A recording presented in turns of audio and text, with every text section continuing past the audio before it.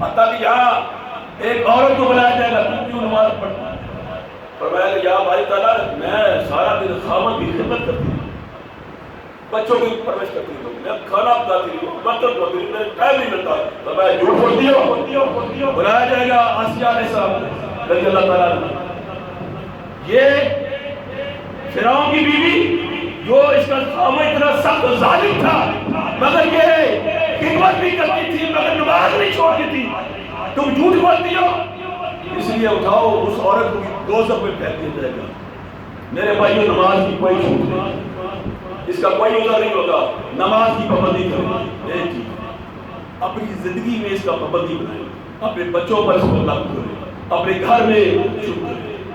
یہ جب آپ کر لیں گے آپ کی دین کی خدمت شروع ہو جائے گی۔ اس کے بعد اپنی شخصیت سے جھوٹ سے اتنی نفرت کریں جیسے کتے سے آپ نفرت کریں۔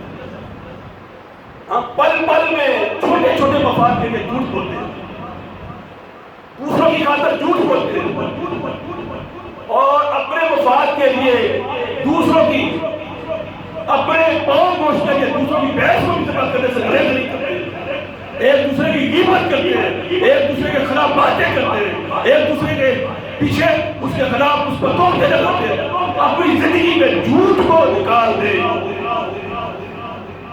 جھوٹ کو نکال دے، اور جو جھوٹ بولے گا حلال ہو جائے گا، اور جو سچ بولے گا وہ بچ جائے گا۔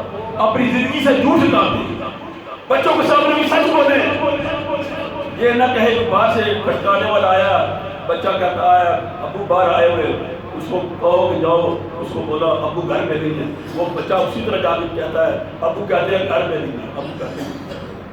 ایسی باتیں کرو، بچوں سے بھی چھوٹے چھوٹے معاملے میں کبھی جھوٹ نہ بولو، سچی بات کرو۔ جب تک آپ یہ چیزیں نماز کی پابندی اور جھوٹ سے نفرت نہیں کریں گے، دوستان گرامی تصوف اور طریقت کی راہ میں کیسے آپ چلیں گے؟ یہ دو چیزیں یاد کر لیں، انشاءاللہ تعالیٰ پھر اگلے سیشن میں دو چیزیں اور کروں گا۔ آج اس پہ کاربند ہو جائے، ہم نے جھوٹ نہیں بولنا، ہم نے نفرت کرنی ہے جھوٹ کے ساتھ، سچائی سے پیار کرنا ہے، سچ سے پیار کرنا ہے، جھوٹی بات کو تسلیم نہیں کرنا، کسی کی سنی ہوئی اصلاحی بات پر یقین نہیں کرنا جب تک ہم اس کی تصدیق نہ کر لیں، تحقیق نہ کر لیں۔ یہ دو چیزیں کر لیں۔ اب حسبتم ان تدخلوا الجنۃ، یہ دوسرے پارے کا نمبر 2 ہے، اور اس کی یہ آیت ہے۔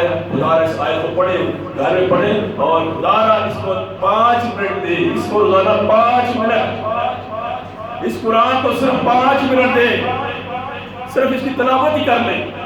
یارو کچھ نہ کچھ کرو نا۔ حسبتم ان تدخلوا الجنۃ، ادھر جنت میں بھی جانے کا ارادہ ہے، جنتی بننے کا بھی ارادہ ہے، جنت کا مالک بننے کا بھی ارادہ ہے، تو پھر اس کو 5 منٹ قرآن کو دے دیا کریں۔ صبح اٹھو، نماز کے بعد 5 منٹ اس کی صرف تلاوت کر دیا کریں۔ یہ چیزیں ہیں ہماری زندگی کے لیے۔ قرآن ہمیں صرف کہیں بھی الحمد کو دے گا، والناس تک کسی جگہ یہ نہیں لکھا کہ میت کے بس کو پڑھو تو اس کو ثواب ملے گا، کہیں نہیں۔ ہم صاحب اس قرآن کے اندر یہ نہیں لکھا ہوا مرے ہوئے کے لیے احسان ثواب کرو، نہیں لکھا ہوا۔ ہدایت لکھی ہوئی ہے، امر صالح لکھا ہوا ہے، مگر صرف محض اس کے لیے قرآن نہیں آیا کہ بندہ فوت ہو گیا اس کے قبر کے اوپر اور اس کے میت کے اوپر پڑھنا شروع کر تو ثواب ہے، میں اس کا انکار نہیں کرتا، مگر اس کے لیے تو قرآن آیا نہیں ہے۔ قرآن آیا اس کے اندر ہدایت دو، ہدایت پر عمل کرو، اور بہت ساری چیزیں آگے ہیں وہ انشاءاللہ بیان کروں گا۔ آج 2 ہی چیزیں میں آپ کو بتا رہا ہوں۔ سچ بولنا شروع کریں، کبھی زندگی کے اندر جھوٹ نہ بولیں، جھوٹ سے نفرت کریں، اور نماز کی پابندی کریں۔ اللہ تعالیٰ ہمیں اس پر عمل کرنے کی توفیق عطا فرمائے۔ وما علینا الا البلاغ المبین۔